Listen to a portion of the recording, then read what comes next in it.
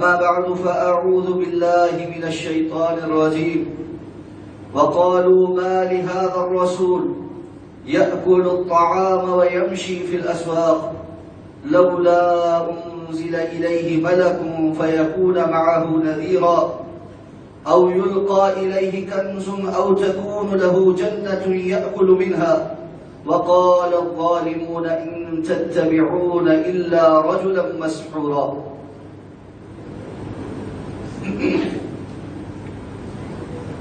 18واں پارہ سورہ الفرقان کی کچھ آیات آپ کے سامنے تلاوت کی گئی ہیں.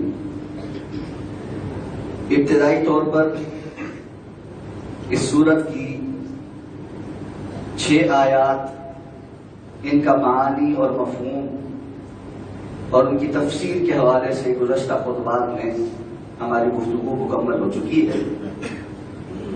اللہ تعالی نے فرمایا کہ اللہ نے یہ کتاب فرقان نازل کی ہے اور اللہ کی ذات بڑی ہی بابرکت اور بزرگی والی ہے. یہ کتاب اللہ کے بندے یعنی محمد الرسول اللہ صلی اللہ علیہ وسلم پر اتاری گئی. پھر اللہ نے اپنی ذات کے حوالے سے تعارف کروایا کہ آسمانوں اور زمین کی ملکیت اور بادشاہت اللہ کی ہے اور اسی نے مخلوق کو عدم سے وجود میں لایا ہے، اور فرمایا کہ ہر چیز کو اپنے ایک حساب کے ساتھ مقدر کرنے والی ذات بھی اللہ کی ہی ہے. پھر فرمایا جنہیں یہ اللہ کے سوا معبود بناتے ہیں کیا ان کے بارے میں غور نہیں کرتے کہ وہ تو خود پیدا کیے گئے ہیں اور کچھ پیدا کرنے کے قابل نہیں، نہ ہی نفع اور نقصان کے مالک ہیں اور نہ ہی موت و حیات کے بارے میں کوئی دسترس رکھتے ہیں، اور کل قیامت کو جب دوبارہ اٹھایا جائے گا اس کے بارے میں بھی ان کا کوئی اختیار نہیں. اس کے بعد مشرکین مکہ کے کچھ اعتراضات کا تذکرہ شروع ہوا، جس میں سب سے پہلے انہوں نے یہ اعتراض کیا کہ یہ جو کتاب ہے یہ اللہ کا کلام نہیں ہے بلکہ رسول اللہ صلی اللہ علیہ وسلم نے اس کو گھڑ لیا ہے اور کچھ اور لوگوں نے آپ کی اس میں مدد کی، اور یہ کہتے ہیں کہ یہ پچھلے لوگوں کی کہانیاں ہیں جو صبح اور شام آپ کو املا کروائی جاتی ہیں. اس پر تفصیلاً ہماری گفتگو مکمل ہوئی. اعجاز قرآن کے حوالے سے بات ہوئی کہ لغوی طور پر بھی اور اپنے علم اور معلومات کے حوالے سے بھی قیامت تک کے لیے یہ قرآن معجزہ ہے، اور رب کائنات نے اپنی ذات پر اور اپنے رسول پر ایمان لانے کے لیے جو برہان، جو دلیل، جو معجزہ ہمیں دیا ہے وہ یہ قرآن ہے. اس قرآن پر انسان ایمان، عقل و شعور اور اس کے تمام پیمانوں پر پرکھ کر لاتا ہے، اور جب اسے ایک بار یہ پتہ چل جاتا ہے کہ یہ کسی انسان کا کلام نہیں بلکہ اللہ رب العزت کا کلام ہے جو معجزانہ کلام ہے، تو پھر اس کے بعد اس کے لیے غیب کی ساری باتوں پر ایمان لانا بڑا آسان ہو جاتا.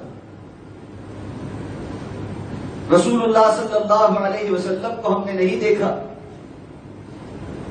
لیکن آپ کی رسالت پر ایمان ہے. اللہ نے اپنی ذات کو پردہ غیب میں رکھا ہے لیکن جو تعارف اللہ نے اپنا قرآن میں کروایا ہمارا اس پر ایمان ہے. جنت اور جہنم کو ہم نے نہیں دیکھا لیکن اس پر ہمارا ایمان ہے. فرشتوں کو ہم نے نہیں دیکھا لیکن ان پر ہمارا ایمان ہے. غرض جتنے بھی ایمانیات اور غیبیات سے متعلق چیزیں ہیں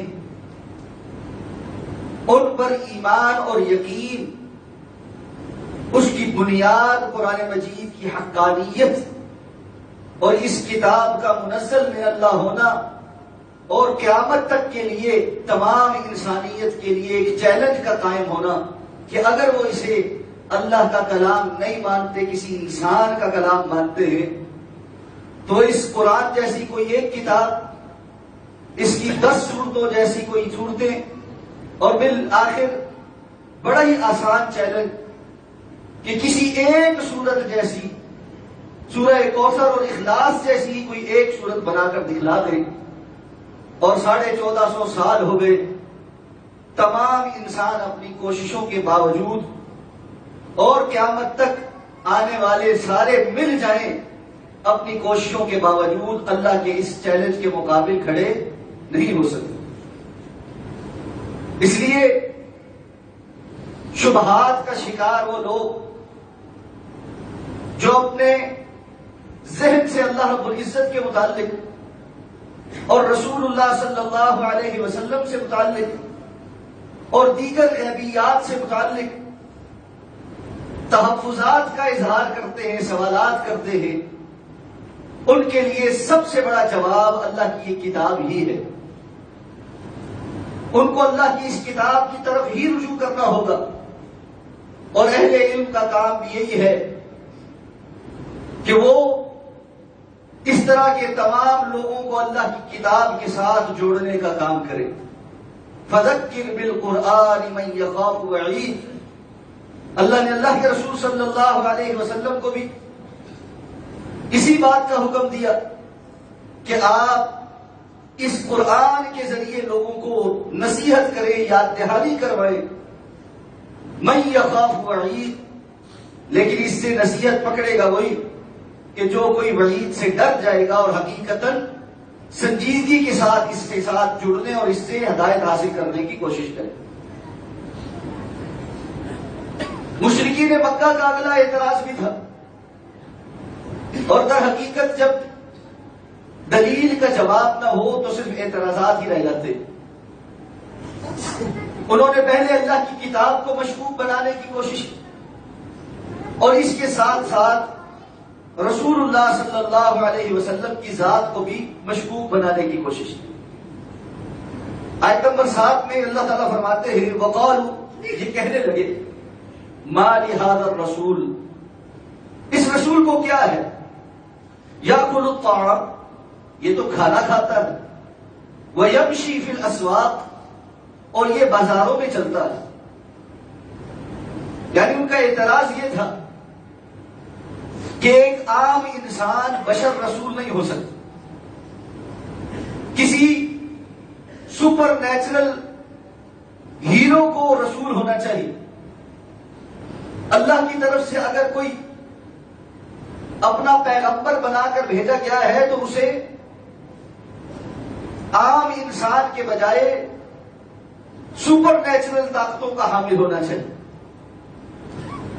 اس کے اندر ایسی کیفیات ہونی چاہیے جو عام انسانوں جیسی نہیں ہوتی۔ تو کہنے لگے یہ تو عام انسانوں کی طرح کھانا کھاتا ہے اور دنیاوی معاملات کے احتیاج کے لیے بازار بھی جانا پڑتا ہے تو بازاروں میں بھی جاتا ہے۔ در حقیقت کے شیطان کا ایک بہت بڑا وسوسہ ہے جو ہر دور میں ہی لوگوں کو لاحق کرا، اور وہ وسوسہ یہ ہے کہ اللہ کی طرف سے اگر کسی کو بھیجا گیا ہے تو اس کے اندر انسانوں والی خصوصیات اور صفات نہیں ہوں گی، بلکہ کچھ علیحدہ ہی خصوصیات ہوں۔ اس لیے ہم دیکھتے ہیں کہ ہمیں مختلف مذاہب کے اندر اللہ یا گاڈ یا بھگوان کی طرف سے بھیجے گئے لوگوں کے اندر ماورائی طاقتیں نظر آنے کی کس سے ملتے۔ یہ جو اواتار کا کانسیپٹ ہے کہ کوئی ایسا دیومالائی قسم کی شخصیت ہو جو کسی وقت زمین پہ ہے، کسی وقت ہوا میں اڑ رہی ہے اور کسی وقت آسمانوں میں چلی گئی ہے، مختلف قسم کی ایسی شخصیات کا ایک محور بنا کر، محلول بنا کر پیش کیا جائے تو انسانی ذہن کہتا ہے ہاں یہ چونکہ ہم سے ہٹ کر کسی اور قسم کی طاقت کا حامل ہے، اس لیے ہم اسے کسی سپر نیچرل طاقت یا اللہ یا گاڈ یا بھگوان کی طرف سے بھیجا ہوا سمجھ سکتے۔ ہم نے گزشتہ خطبے میں بھی اس بارے میں تفصیلاً بات کی تھی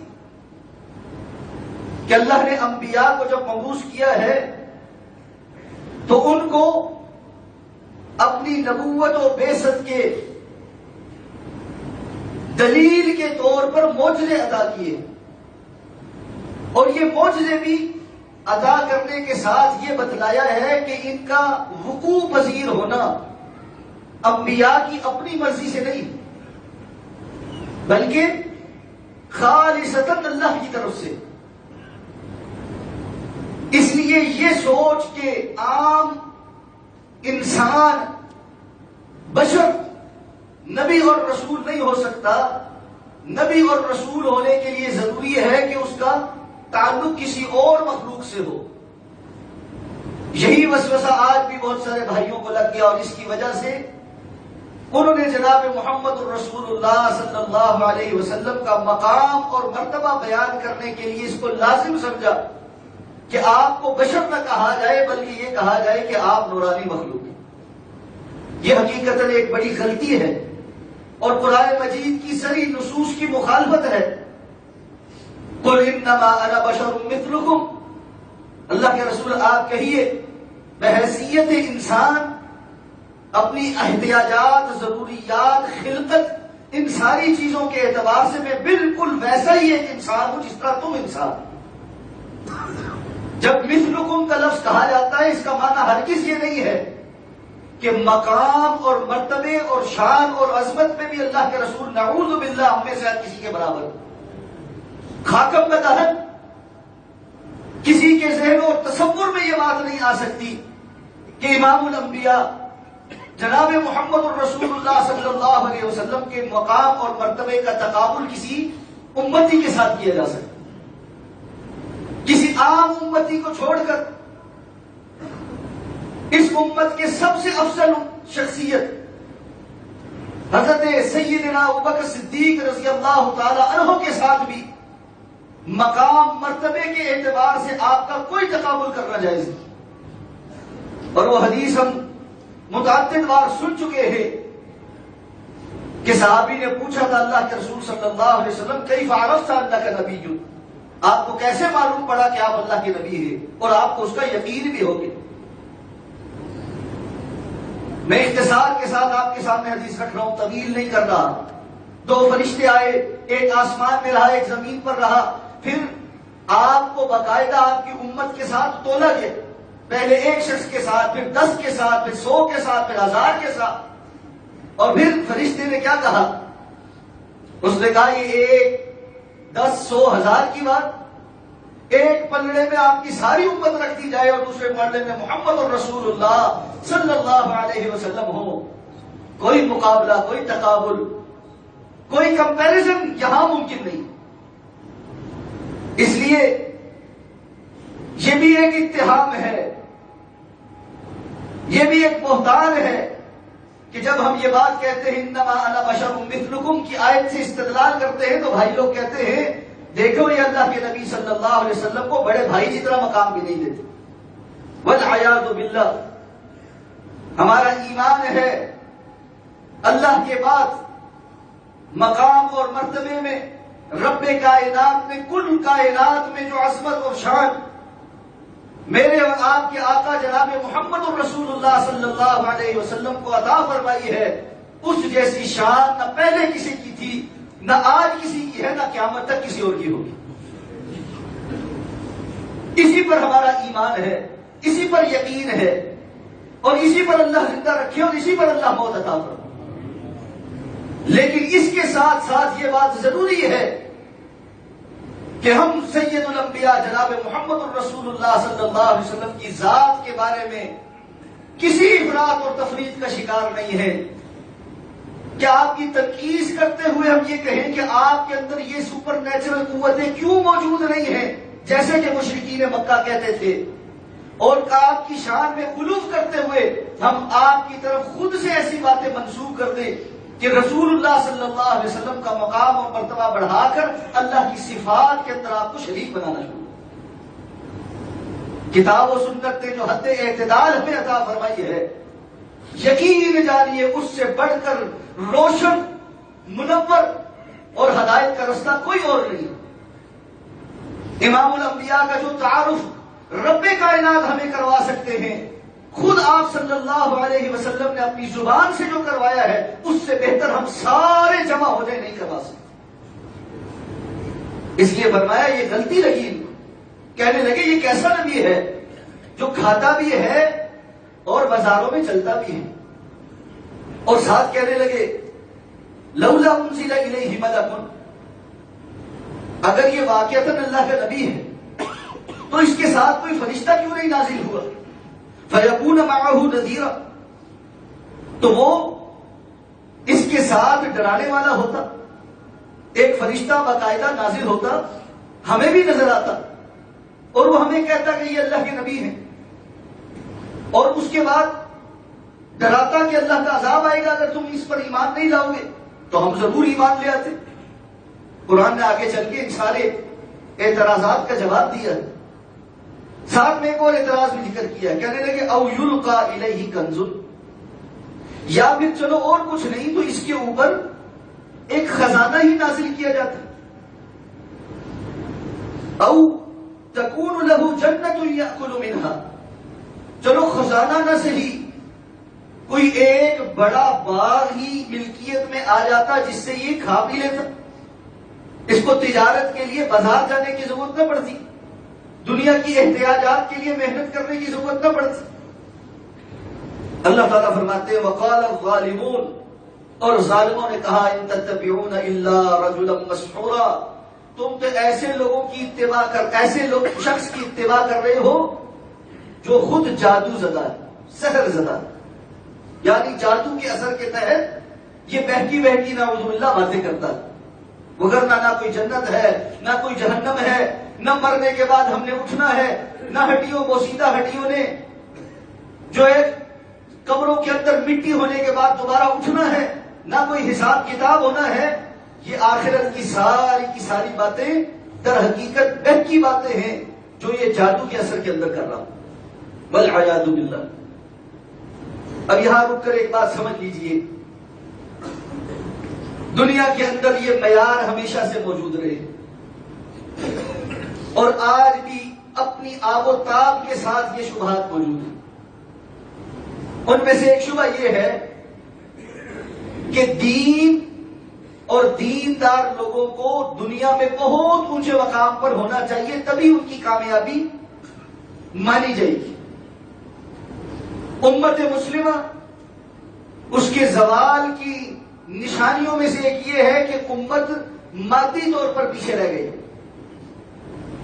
جب یہ مادی طور پر ٹھیک ہو جائیں گے اس وقت امت کا زوال ختم ہو جائے. یہ در حقیقت بیمار ذہن کی علامت ہے. یہ وہ ذہن ہے جس نے تصویر کا صرف ایک رخ دیکھا ہے اور ایک ہی زاویے پر ان کی ساری محنت ہے، اس سے بڑھ کر آگے اللہ نے جو کچھ بیان کیا ان پر ان کی کوئی نظر نہیں. یہ ذہن کون سا ہے؟ جو دین پر ہونے کے باوجود صرف یہ سمجھتا ہے کہ دنیا سمیٹی جائے اور دنیا کے اندر ہی آگے بڑھا جائے، تو جس قدر دنیا ہم سمیٹ لیں گے اتنا ہی کامیاب ہوں گے. تو نتیجہ کیا ہے؟ یہ اپنی دعاؤں میں بھی اللہ سے صرف دنیا ہی مانگتے ہیں. وَمِنَ النَّاسِ مَن يَقُولُ رَبَّنَا آتِنَا فِي الدُّنْيَا حَسَنَةً وَمَا لَهُمْ فِي الْآخِرَةِ مِنْ خَلَاقٍ. لوگوں میں سے کچھ ایسے ہیں جو کہتے ہیں ربنا آتنا فی الدنیا حسنہ، اے ہمارے رب ہمیں دنیا بڑی بہترین عطا فرما. مانگ کس سے رہے؟ اللہ سے. جب ربنا کہہ رہے ہیں تو اس کا مطلب ہے کہ ان کا رب پر ایمان ہے. دعا مانگ رہے ہیں تو ان کو یقین ہے کہ دینے والی ذات اللہ کی ہی ہے. کہتے ہیں یا اللہ ہمیں دنیا بہترین عطا فرما، اس سے زیادہ ان کی دعاؤں میں کچھ اور طلب نہیں کیا جاتا. دنیا اور دنیا اور دنیا. وما لهم فی الآخرۃ من خلاق، ایسوں کو لیے آخرت میں کوئی نصیب اور حصہ نہیں. اللہ ان کو دنیا دے دیتا ہے. ومنهم من یقول، اور ان میں سے کچھ لوگ ہیں جو کہتے ہیں ربنا آتنا فی الدنیا حسنہ وفی الآخرۃ حسنہ وقنا عذاب النار. اے اللہ ہمیں، اے ہمارے رب دنیا بھی بہترین عطا فرما، آخرت بھی بہترین عطا فرما. گفتگو کی اجازت نہیں ہے جی. خطبے کے دوران گفتگو کرنا یہ ناجائز ہے. وہ فرماتے ہیں، اللہ فرماتے ہیں، وہ کہتے ہیں یا اللہ ہمیں دنیا بھی بہترین عطا فرما اور آخرت بھی بہترین عطا فرما، اور ہمیں آگ کے عذاب سے محفوظ فرما دے. اہل ایمان کی نظر ہمیشہ آخرت پر ہوتی کہ اللہ رب العزت نے ان کو دنیا کی حقیقت بتلائی ہے اور دنیا کی حیثیت بتلائی ہے. اس لیے یہ بات سمجھ لیجئے کہ اس بات کو معیار بنانا کہ کامیابی دنیاوی مادی ترقی کا نام ہے اور ناکامی اس میں پیچھے رہ جانے کا نام ہے، یہ اپنے طور پر ایک بہت بڑا شیطانی شبہ ہے جو انسان کے ذہن میں آ کر بیٹھ جاتا. اگر یہ معیار ہوتا تو کیا رب تعالی امام الانبیاء کو اس دنیا میں تشریف لانے پر یتیم پیدا کرتے؟ آپ تو کسی بہت عظیم الشان بادشاہ کی اولاد ہوتی. اگر یہ معیار ہوتا تو خود رسول اللہ صلی اللہ علیہ وسلم فرمایا، اللہ نے مجھے چوائس دی کہ اگر آپ چاہیں ان اعتراضات کے جواب میں اللہ ان پہاڑوں کو سونے اور چاندی کا بنا دے. آپ نے فرمایا میں نے اللہ سے دعا مانگی، یا اللہ مجھے آپ اتنا رزق عطا فرمائیں کہ ایک دن میں پیٹ بھر کر کھاؤں تو شکر ادا کروں اور دوسرے دن میں فاقہ کروں تو اس پر صبر کروں. حضرت عمر فاروق رضی اللہ تعالیٰ عنہ آپ کے جسم مبارک پر چٹائی کے نشان دیکھ کر رو پڑے اور کہنے لگے، اللہ کے رسول کیسر و کسرا عیاشی کریں اور ہم آپ کے لیے ایک بستر بھی ڈھنگ کا نہ بنائیں. آپ صلی اللہ علیہ وسلم نے فرمایا، مالی و دنیا، میرا اور دنیا کے معاملات میں اور عیاشیوں میں کیا تعلق ہے؟ اور اصل تو زندگی اور وہاں کی جو نعمتیں ہیں وہ تو آخرت کی. اللہم لا عیش الا عیش الآخرہ. خندق بڑا مشکل مرحلہ، غزوہ احزاب اور خندق کے موقع پہ آپ صحابہ کرام کے ساتھ مل کر خندق کھود رہے ہیں. کیفیت یہ ہے کئی دنوں سے کھانے کو کچھ نہیں ہے. صحابہ آ کر چادر اٹھا کر پیٹ سے دکھاتے ہیں کہ اللہ کے رسول معدے کے اندر گرانی کی وجہ سے ہم نے بوجھ باندھ لیے ہیں تاکہ اتنی زیادہ بھوک محسوس نہ ہو. دیکھیں ہم نے معدے کے اوپر پتھر باندھ رکھا. آپ نے چادر اٹھائی تو آپ نے 2 پتھر باندھ رکھے اور اس کے ساتھ کیا کہہ رہے ہیں، اللہم لا عیش الا عیش الآخرہ فاغفر للانصار والمہاجرہ. یا اللہ عیش تو آخرت کی ہی عیش ہے، آخرت کی ہی عیش ہے، زندگی تو آخرت کی ہی ہے. دنیا میں اگر کچھ دن ہمیں صبر کرنا پڑ گیا تو کیا ہو گیا؟ فاغفر للانصار والمہاجرہ. یا اللہ یہ بھی میرے ساتھ صبر کیے ہوئے ہیں، آپ ان انصار اور مہاجروں کی مغفرت فرما. مغفرت زیادہ بڑی چیز ہے، دنیا کا مال اور دولت چھوٹی اور حقیر چیز ہے. لیکن یہ کانسیپٹ سمجھ نہیں آتا. نتیجہ کیا ہے؟ ہمارے یہاں معیار بھی یہ ہے، ایک عام سادہ پختہ عالم دین کتاب اللہ اور سنت رسول اللہ کی بات بتا رہا ہو، ہم توجہ سے سنتے ہی. ایک بظاہر چکا چوند والا موٹیویشنل اسپیکر اسی بات کو ملمہ سازی کر کے اپنے لفظوں کے اندر لپاٹ کر ہمیں بتانے کی کوشش کرے. کوئی فلسفیانہ گفتگو میں 4-5 قسم کے فلسفیوں کے حوالے دے کر بتلائے، ہم کہتے ہیں واہ واہ جی کیا بات. کیوں؟ ہمارے دل کے اندر گفتگو کرنے والے کی عظمت کا معیار بھی علم نہیں رہ گیا، دنیاوی مفادات رہ گئے. ایک صاحب مجھے کہنے لگے ہمیں آپ جیسے خطباء کی ضرورت ہو. میں نے کہا کیوں؟ کہنے لگے دیکھیں نا آپ انگریزی بھی بولتے ہیں سمجھتے ہیں. میں نے کہا کیا معیار ہے آپ کا؟ کیا معیار ہے آپ کا؟ معیار تو یہ ہونا چاہیے تھا، چلو آپ کہیں گے آپ جیسے علماء کی ضرورت ہے، کسی لیے نہیں. آپ قرآن و سنت کی بات کرتے، آپ قرآن پڑھ کے سناتے، آپ حدیث پڑھ کر سناتے ہیں، آپ کو عربی زبان آتی ہے، آپ کو دین کا گہرا فہم ہے. ساری چیزیں ایک طرف کر دی. کتاب و سنت کا علم، معیار، بڑے بڑے علماء، شیوخ الحدیث آپ کی نظر میں کچھ نہیں، اس لیے کہ وہ انگریزی نہیں بولتے. معیار کیا بن گیا کہ میں انگریزی بولتا ہوں، میں کاروبار کرتا ہوں، میرے پاس گاڑی اچھی ہے، میرا لباس ذرا بہتر ہے، یہ معیار بن گیا۔ اللہ کی قسم اگر ان بنیادوں پر آپ کسی خطیب کو سنتے ہیں بشمول میرے، تو سخت ترین قسم کے فتنے اور شبہ کا شکار ہیں۔ آج کے آج اپنے اندر سے اس بات کو ختم کر لیجیے۔ اگر آپ کا یہ معیار ہے، میں اللہ کی قسم اٹھا کر آپ کو کہتا ہوں، آپ کے اس معیار پر تو محمد رسول اللہ صلی اللہ علیہ وسلم پورے نہیں اترتے۔ اگر آپ کا یہ معیار ہے، اللہ کے رسول صلی اللہ علیہ وسلم کے صحابہ آپ کے معیار پہ پورے نہیں اترتے۔ اگر اس دور میں ہوتے تو پھر خود اندازہ لگا لیجئے کہ جب کدھر کھڑے ہوتے، اسی معیار کے مطابق بیٹھ کر کہہ رہے ہوتے یہ کیسا رسول ہے، کھاتا پیتا ہے، بازاروں میں چلتا ہے، یا کہتے اس کے پاس تو کوئی مال نہیں، کوئی خزانہ نازل ہوتا، کوئی اس کے پاس بڑا باغ ہوتا، وہاں سے یہ کچھ کھا پی لیتا۔ وقال الظالمون ان تتبعون الا رجلا مسحورا، یہ ظالم کہتے ہیں تم تو ایک جادو سے اثر انداز ہوئے شخصیت کی باتیں مانتے ہو۔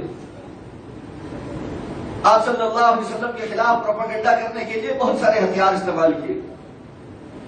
یہ پروپیگنڈا بڑی بری چیز ہوتی ہے، یہ انسانوں کی عقل کو معاف کر دے۔ میرے بھائی، آئندہ جب کبھی آپ آئیں گے، جہاں جگہ ملے گی وہاں بیٹھے، ٹھیک ہے؟ آج میں اٹھا کے واپس نہیں بھیجا، آئندہ یہ غلطی کوئی میرے سامنے نہ کرے بار بار، میں بہت دفعہ سمجھا چکا۔ رسول اللہ صلی اللہ علیہ وسلم نے منع فرمایا ہے کہ کوئی بندہ مسجد میں آئے اور دوسروں کی گردنیں پھیلا کر آگے آنے کی کوشش۔ آپ کو آگے بیٹھنے کا شوق ہے، آؤ نا 12:30 بجے۔ جو بیچارے 12:30 کے آگے بیٹھے ان کا کیا قصور؟ کوئی مجھے یہ نہ کہے کہ آپ نے ڈائریکٹلی اب کہا ہے، کیونکہ میں بہت دفعہ یہ کہہ چکا ہوں کہ آئندہ میں ڈائریکٹلی کہوں گا، یہ غلطی سدھر نہیں رہی ہماری۔ ہم نیکی کرنے کو بھی اپنے طریقے سے کرنا چاہتے ہیں، وہاں بھی اللہ کے رسول کا طریقہ نہیں چاہیے۔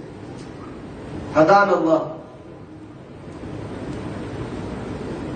تو آپ صلی اللہ علیہ وسلم کے خلاف جو پروپیگنڈا کیا گیا وہ بہت سارے طریقوں سے تھا، اور یہ پروپیگنڈا بہت بری چیز ہوتی، یہ حقائق کو مسخ کر دیتے۔ آپ صلی اللہ علیہ وسلم کی دعوت پھیل رہی، دن دگنی رات چگنی ترقی کر رہی ہے، ہوتے ہوتے حج کا زمانہ آ گیا۔ اب ان کو مشرکین مکہ کو پسو پڑ گئے کہ پہلے تو بات اپنے علاقے تک محدود تھی، اب حج پر جب لوگ آئیں گے، بڑے بڑے علاقوں سے وفود آئیں گے، اور وہ آ کر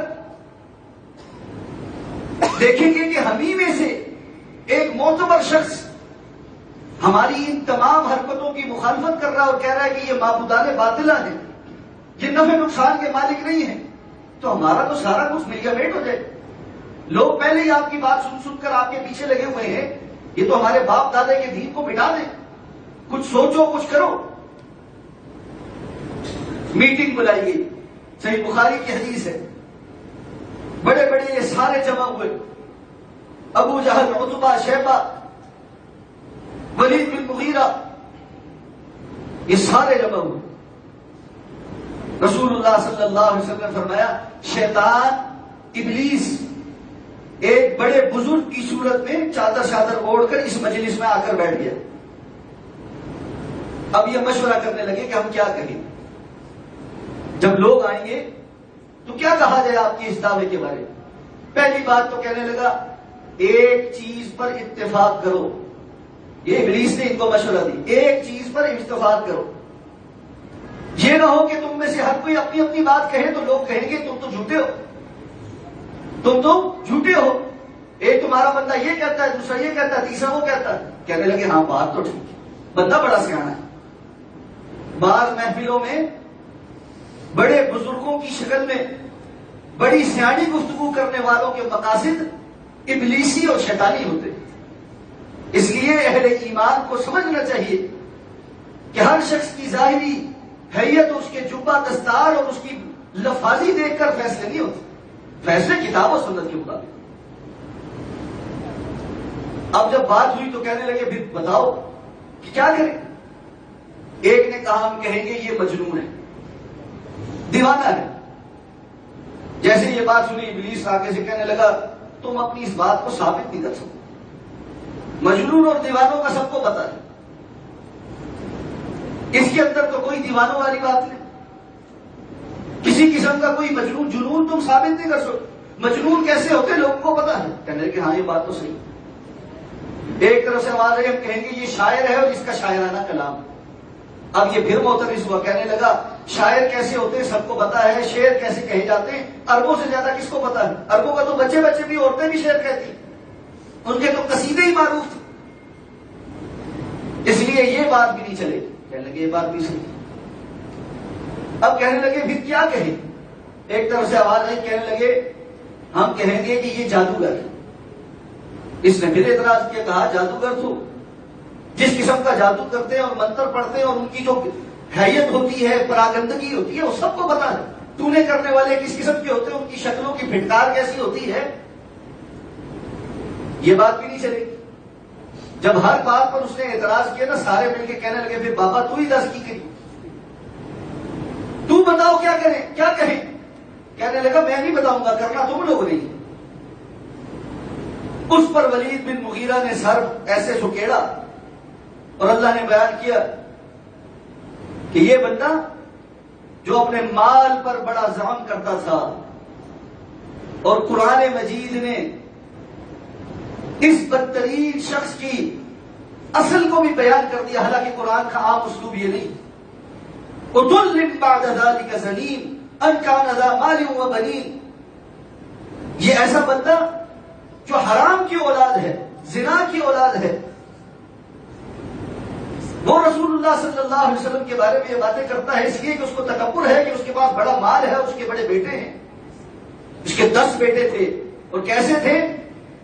خالد بن ولید اس ولید بن مغیرہ کے بیٹوں میں سے، ایسے جمجو، تو اس کو بڑا تکبر تھا۔ یہ سکیڑ کے ایسے دانشور بن کے کہنے لگا اور تو ہم کچھ نہیں کہہ سکتے، سب سے قریب بات یہی ہے کہ ہم کہیں یہ جادوگر ہے۔ تو آپ صلی اللہ علیہ وسلم کے متعلق اس طرح کے پروپیگنڈے کیے گئے۔ انہی پروپیگنڈوں میں سے ایک یہ تھا کہ آپ جادوگر بھی ہیں اور آپ پر بھی جادو ہوا۔ ان تتبعون الا رجلا مسحورا، تم ایک سحر زدہ بندے کی بات کر رہے ہو، اتباع کر رہے ہو۔ اللہ تعالیٰ فرماتے ہیں آپ دیکھیں، تبارک الذی ان شاء انظر کیف ضربوا لك الامثال، آپ دیکھیں یہ کس طرح آپ کے لیے مثالیں بیان کرتے ہیں، کیسی کیسی باتیں آپ کی طرف منسوب کرتے ہیں۔ اور ساتھ فرمایا فضلوا فلا يستطيعون سبیلا، اس کی وجہ سے یہ ایسے گمراہ ہوئے ہیں کہ آئندہ ہدایت کا کوئی رستہ نہیں پا سکتے، کوئی رستہ ان کے لیے نہیں بچتا۔ بسا اوقات کوئی گڑھا اتنا گہرا ہوتا ہے کہ اس میں اگر کوئی گر جائے تو اس کے باہر نکلنے کا کوئی رستہ ہی نہیں ہوتا۔ اس طرح یہ گمراہیوں کے ایسے عطا گہرائیوں میں گر گئے ہیں جہاں سے باہر نکلنے کے لیے ان کے پاس رستہ ہی کوئی نہیں۔ اگلی آیات میں اللہ تعالیٰ نے ان اعتراضات کے جواب دینے شروع کیے کہ تمہارے یہ اعتراضات جو ہے ان کی حیثیت کیا ہے۔ انشاءاللہ آئندہ خطبہ جمعۃ المبارک میں اس بارے گفتگو کریں گے۔ اقول قولی هذا واستغفر الله لي ولكم ولسائر المسلمين برحمتك يا ارحم الراحمين۔